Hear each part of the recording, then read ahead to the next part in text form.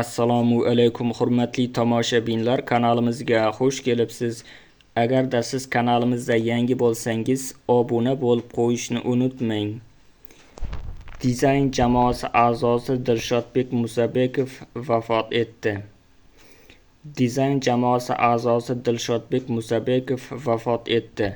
Ijodkor ko'rsatuvlarda boshlovchilik qilgan va bir qancha filmlarda rol ijro etgan.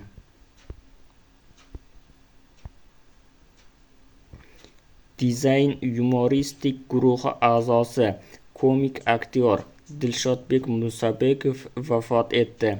Bu haqda aktyor va qiziqchi Otabek Mirzaxolov Instagram sahifasida xabar berdi. Dilshodbek Musabekov 1975-yil 13-iyulda Andijon viloyatida tug'ilgan.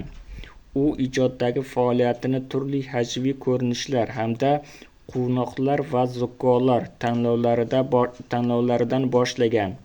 Jaydari zarba, Labbay rais kabi bir qancha filmlarda ham rol ijro etgan. Manba: gazeta.uz sayti.